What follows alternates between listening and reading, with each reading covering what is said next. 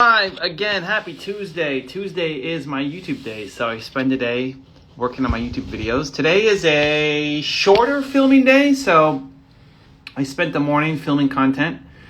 Nina was running some errands. We actually went and got a COVID test because I'm going to see my parents this weekend just to make sure everything's okay. And now it's a break, and this afternoon I'm doing YouTube strategy. But on my break today, we are going to bring in someone special for you to meet, learn from, get inspired by, a new member of my Movement Makers program. We just signed up for. Let's bring him in, see what he's got, see how we can help. Isaac, I just sent you an invite. Let's see, here he comes. I July with Angel in the house and the man in the house. We got Movement Makers in the house. And there's Isaac. Hey, Evan. Good to see man? you. I'm doing great. How about you? I'm fantastic. And where's home for you again? I'm in Ghana, in Africa. I love it. And what time is it there? It's 6 p.m. 6 p.m.? Yes. So it's 2 p.m. here. I would have thought the time difference, I guess it's you're west, right? Yes. And with do you have daylight savings? No, there's nothing like that here. Okay, that's why. Because we're usually 5 hours difference with England. Yes. So you line up, I guess, under England? Yes. Right. GMT. Yeah. Okay, cool. Yeah. All right. Anyway, so Isaac's part of Movement Makers. Signed up for a year. We're doing this, having some fun. What do you got, man? How can I help? Yeah. So I'm trying to solve this big problem, right? And I would need some guidance to actually get it going. So I used to live in the States for a while. Actually, I lived in England for quite a number of years, and I moved to the States. And then I came back to start some enterprises in Ghana. But I get back to the States every now and then. Mm-hmm. But one of the things that I noticed very, very quickly was that the skill level of most of the young college grads were below par. And I saw myself I've hired people and things here and there. And I just love to mentor and actually teach people. I just do that for fun. So I decided, okay, why don't, everyone was complaining about it in the country that, they come out from school and they are not employable, basically. I would say most of them do, not all of them. So I decided to create a movement that would empower young college grads with employable skills across the continent of Africa. And my goal is very ambitious. So I want to actually reach about 50 million young Africans in 5 years. And I'm just started like 2 months ago that I just began the process. So I wanted to pick your brain as to, with such an ambitious goal, where would you start? And what would be your roadmap if you were in my shoes? So there's the content and then the distribution. Okay. So you're basically saying, hey, universities, you're not equipped, because that's the sales pitch universities get. Exactly. Right? Sales pitches, we're going to equip you for the skills to get a job. You're basically saying, I'm taking college grads who've just been through it, and so college, you're not giving the skill set. I'm going to give the skill set, right? So college is probably not your distribution model. No. But the content is what? Is it going to be you training? Is it going to be you going into and doing live events? Is it going to be by people watching your videos or reading your books? Like, what do you envision as the content? Okay, so great question. So the first thing that I did, I created the content. So I created the content is in two separate categories. So the first category is in soft skills, and soft skills typically no college teaches that. Maybe it's the career guidance and counseling people who might, teach a few students here and there. But it comes from my years and years of experience in corporate UK and corporate America. So I thought about things like problem solving, critical thinking skills, communication skills, presentation skills, those kind of things. Then I came into the digital skills. So I would say some kind of technical skills. So for instance, I hired a bunch of college grads who said they majored in accounting to do some basic stuff for me. And I had to go through massive recruitment work. I had actually one position, 385 385 applicants applied for that job. And I went through every one of the applications, and I selected one. And when he came, I noticed that he didn't even know how to use a spreadsheet very well. And this is a college grad in accounting with accounting major, which was a big red flag. Then I got to know that actually that's the trend. So I, as part of the content, I created content where they learn about how to use spreadsheet, at least in a business environment, very well. And then also presentation skills, like how to present, slide decks, like how to actually create slide decks for a business setting. So using Canva, using Google Slides, using PowerPoint, and all the other tools.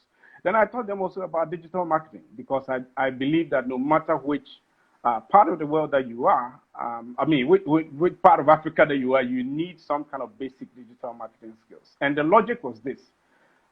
Unlike in the developed world where there is specialty sectors in most companies, or specialty units, so you pick an accounting unit, there are probably 50, 60 employees. In most African countries, the companies or the businesses are small to medium size. So to be competitive on the job market, you have to be somewhat a generalist starting from the block, whereby you're able to do maybe 2 or 3 people's jobs. That will give you a competitive edge than somebody who actually specializes from the get-go.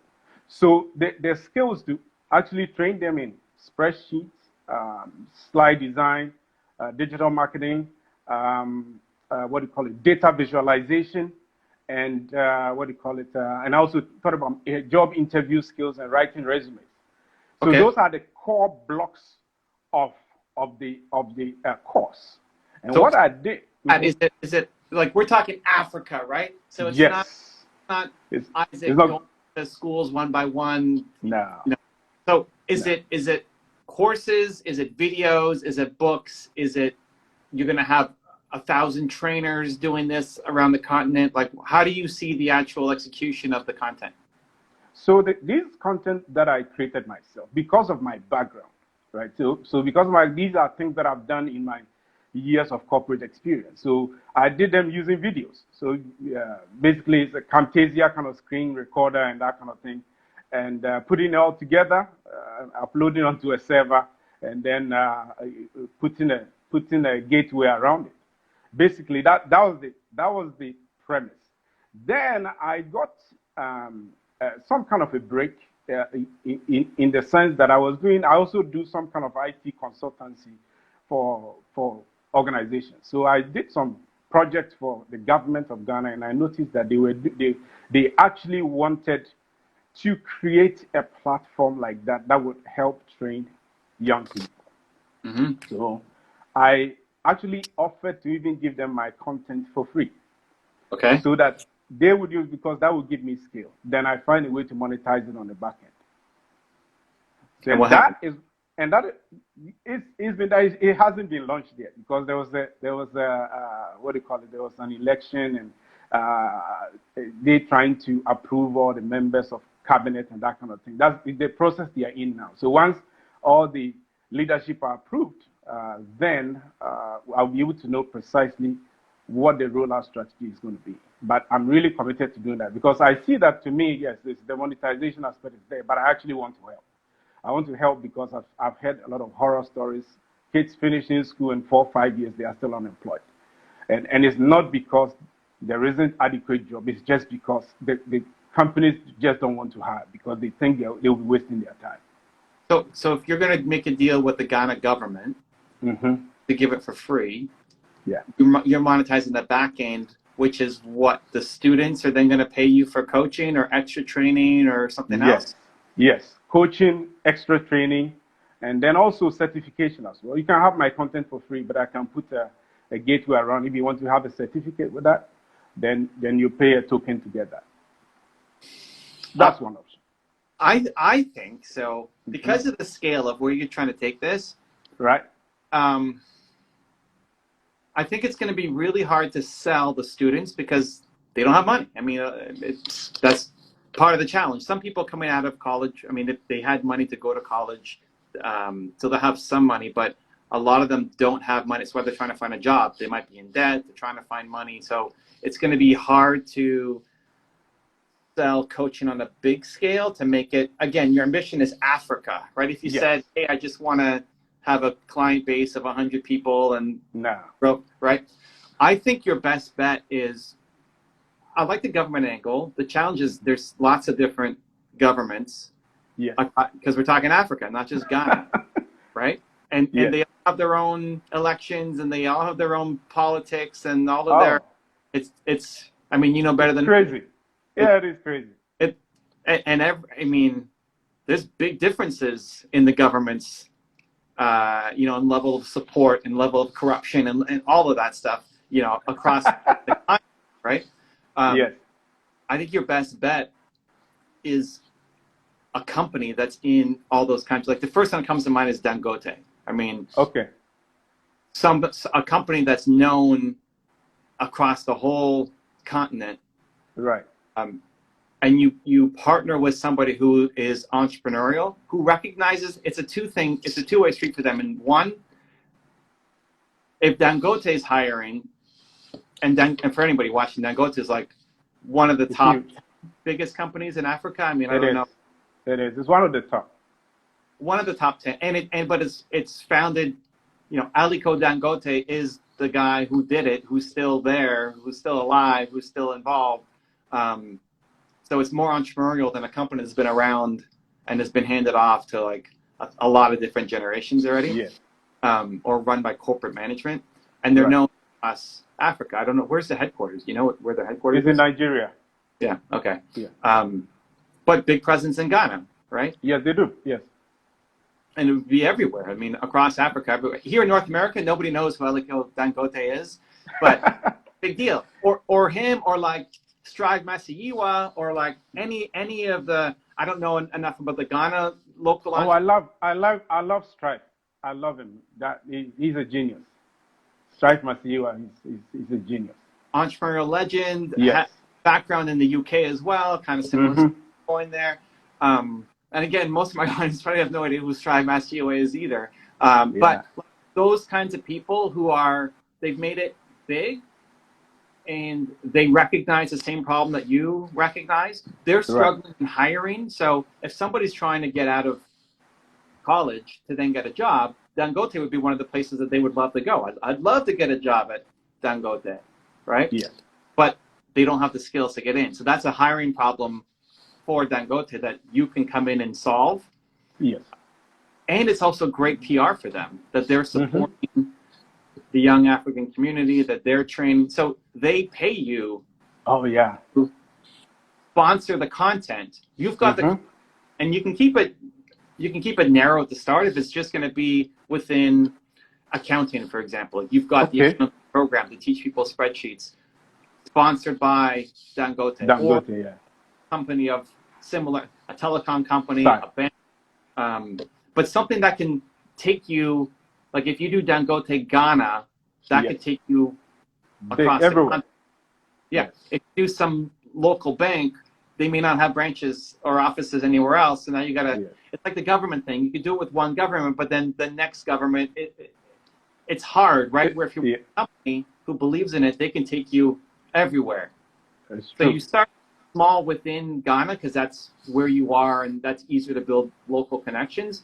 But then I deal with a company that can sponsor it and take you across the continent. So they pay you. The monetization path is through them. Okay. They sponsor it. It's good PR for them to get exposure, and it also helps them get better qualified employees who have a skill set coming in beyond just what they're being trained at university. Wow.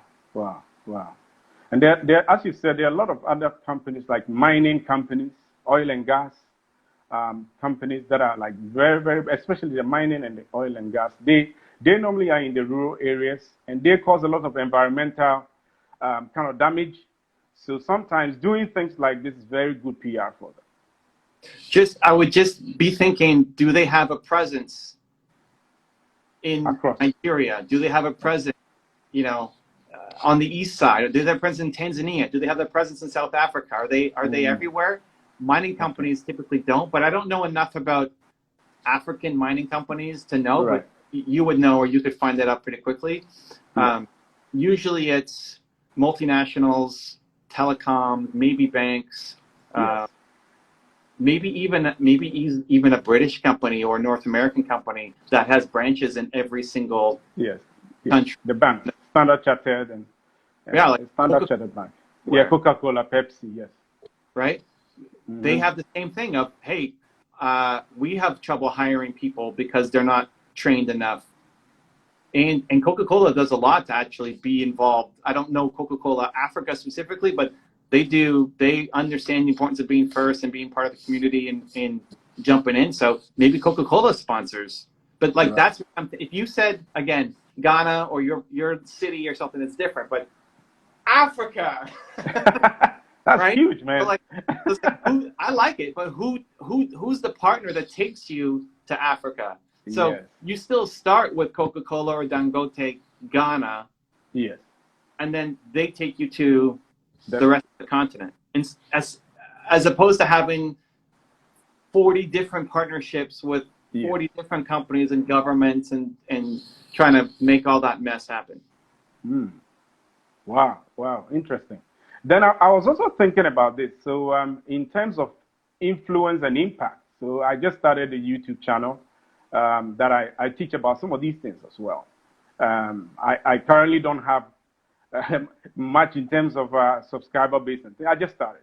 But I have some friends, at least, or friends who know some friends who have some kind of huge networks that I'm trying to leverage. So I know one gentleman who is probably one of the biggest bloggers in Africa with a large following. And he's following basically just young people. So in trying to reach guys like that, what is the template? Well, how do I position myself to make sure that they would buy into the kind of vision that I'm trying to sell? You mean like for the blog? Yes, media? Yes, their audiences need the content. Yes. You start with the guys that you know. So if you already know this guy, you explain the vision for what you're trying to do. It's obviously a very big vision. It is. And then you ask him, how can we work together? Okay. Because he's going to give you more feedback than somebody who you're going in cold. Yeah. Right? It's true. You work with him. You do your first thing with him. You ask him, like, what's the do you believe in what I'm trying to do? What do you think is the best way I can promote it? And maybe he says, hey, I can write a blog post on you, or I can feature you in my email list, or I can, whatever he says, because he knows his business and his audience better than you do, and definitely better than I do. Yes. So work with him to come up with a pitch of how it can work, and then you use that as an example for everybody else. So he's got a name, right? He's got a name that people would recognize. So then anybody who follows him. So where's his biggest audience? YouTube, Instagram? YouTube. He's got close to 1 million YouTube subscribers. Is he from Ghana too? Yes. That's awesome. Great. And listen, it's such an entrepreneurial culture. It is. The African entrepreneur, I love. It's like everybody's out thinking already, like, oh, how can I start my own business? I love the That's nature. how to survive here, man, because the government and things don't work here. Yeah, it's just, I love it. I love it so much. Listen, dude, self-reliance instead of waiting for the government to take care of you, I think is the greatest skill you can learn. It's fantastic. It is. So anybody who knows him, you then reach out. So like subscribe to him on his YouTube channel. Who is commenting on his YouTube channel? Who follows him on Instagram, on Twitter, on LinkedIn? Anybody who's following him, they know who he is. Right. Then after you do your collaboration with him, you reach out to people who follow him and say, hey, we just did a collab with this guy. Yeah. I'd love to do something with you too. Awesome. And you're now using his name to as leverage. Yeah, as leverage to open the door. Right? So, I mean, we do that all the time now too. If you know, I had Tony Robbins on the channel and Gary Vee on the channel and people inside thought leadership. So when we're pitching Matthew McConaughey and Deepak Chopra, who just came on the channel recently. It's like, well, we had Tony Robbins and we had Matthew McConaughey and Gary Vee. And it gives you more credibility than if you're going in and saying, okay, I don't know, you don't know me, but I've got this big idea. Maybe you want to talk, right? Yeah. So it's great that you already know this one guy. Use that and open up the doors. Like he may even just introduce you to say, hey, who else could I talk to in this space, whether they're big on YouTube or Twitter or Instagram or LinkedIn or wherever they have a big community. But I think your best bet is taking it. You need to get the corporate. Yes, like, the corporate. That's going to help you. Like this guy could be a great tool to help get the corporate to say, hey, for me, I've also enlisted these people to help.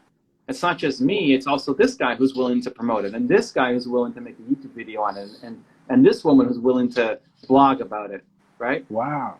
So when you go to Dante or to Coca-Cola or to Toyota or to whoever, it's not just you showing up and having them do everything. You're bringing a network of people together.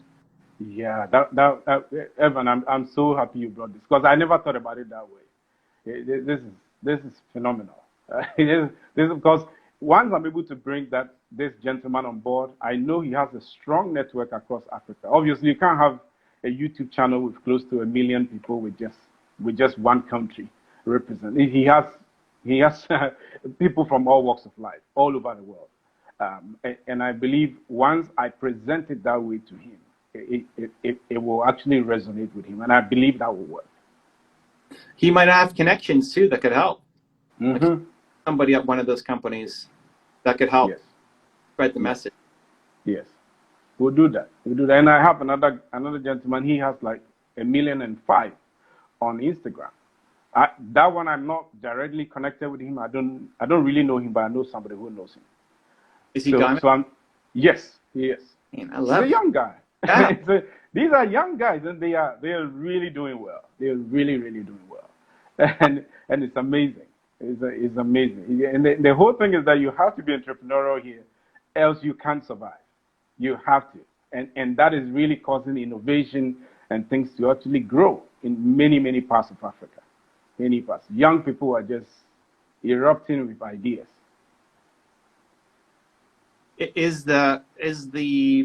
What language is English going to be the main language for all the material? Yes, Ghana has several languages, but English is the main language because Ghana is a British colony. Right, but we're talking Africa now, right? So Africa is diverse. You're talking like 54 countries now, probably 55 now when you add South Sudan.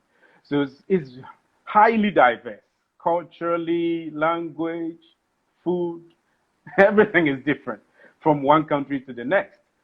So you can actually look at Africa in terms of blocks, and the blocks are West Africa, East Africa, North and South. If you group West Africa, they tend to have very common traits. If you group East Africa, they also have common traits, and the North as well. So, but you also have to have a microcosm of it, that every one of them is different. Every country is different. But the good thing is that Africa there's a new kind of project that just started this year. That's the African Continental Free Trade Agreement, which is putting all Africa under one basket. So the entire continent is going to be trading, is going to be doing business like one country, and it's starting from 2021. And who's putting that together? It's the African Union, it's the politicians, and it started actually. It's a huge project. Do they have business connections? Like, is it corporate sponsored at all, or do they have big companies that are part of it, or is it just government? I think it's just government, but they are very open to the private sector getting involved. Very open. Well, because sometimes with those coalitions, they also involve private sector. Yes. And anybody who's thinking at that scale of uniting Africa for some key initiatives, those are the companies you want to talk to sponsor your program. Right. So if you go to, if you take your content to Tanzania or to Kenya, it's still in English? It is. Okay. Yes. It is. So there's a French-speaking block in Africa and there's English-speaking block in Africa. Obviously, the English-speaking block, I think, is bigger, if not the same. But if push comes to shove and I see that it's a real business case for this, I wouldn't mind getting it translated into French. That would be the easiest of problems to have. I wouldn't mind at all. But the English blocks are big anyway. What's the language again in Kenya, Tanzania, on that east side? It's like Kenya is English. Kenya is British Columbia. They have their own traditional languages here and there. right. So English is going to be a second language, I think. And in Ghana, English is second language. Nigeria, English is second language. In most parts of Africa, it's either English or French second language, and they have a predominant local language. So in Ghana, you have the Twi. That's the predominant language spoken here. Nigeria has the Yoruba language, which is the predominant. What's the local Ghana? Oh? You mean the local Ghana language? It's called Twi. Twi. And how do you say? Twi. Yeah. They believe. It's called. How do you say believe? Okay, believe means GD. GID. Yeah, GD. GIDI. GD. Cool.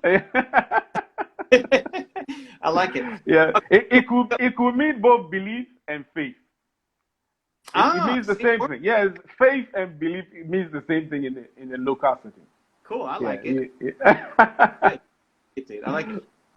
So yeah, the trick for you is you start narrow, but the path has to be able to take you not global, but across the continent. So you start with a company that has that reach, and there's maybe 20, 30, 40 companies that could have that potential reach for you. And then but you start in Ghana because that's where you are. So whoever the local branch is in Ghana, that's who you're talking to, Dangote, Coca-Cola, whatever. And then even in the content, you start niche. Okay. The content is about digital marketing, or the content is about accounting, or the content is about social media, or the content is about presentation skills. You don't worry about having all the content for everyone. Yeah. Start with one. You have it's the roadmap. It's the roadmap to have everything. But what's the biggest? That's when you're talking to Dangote. Okay, there's 8 different content pillars that I want to go through. What's the most pressing for you? Like, what do you guys struggle with when you have new candidates coming in, college grads? What are you struggling with the most? Okay. And they say presentation skills. Okay. Presentation skills. Let's go. Yeah. And the only module that you launch with, and they sponsor it for Ghana, and then it becomes presentation skills for West Africa, and then presentation skills for Africa, and then we're adding in social media, we're adding in all the other stuff. Because if you try to just do all the content at the beginning, it's too much. Yes, it is. So, and again, you want to find a company that can take you across the whole continent. So, I would make that list of your top 40 to 50 companies. Talk to your friend who's got connections and can potentially help. Yes. And that's how you launch it, dude. I'm super excited. Awesome. Likewise. Hey, I'm so grateful, Evan. I'm actually excited to be a part of the Movement Makers and Brand Analytics group as well. I'm super excited. I really want to take this. You did an IG Live coaching session. It's great. Yeah. Awesome. Oh yeah. That was 2 days ago. That was inspired by you, though. I like it. He's doing it. Guys, listen. Yes. If you're part of a program or listen to a coach, go take the advice. And Isaac's doing it. Cool, man. Well, thanks for spending the time today. Awesome. I love what you do, giving up the context. Continue to GD, and we'll see you soon. Awesome. Thank you so much. And see you on Thursday, I guess. I'll see you Thursday. Much love. Take care. Okay, then. Bye-bye now.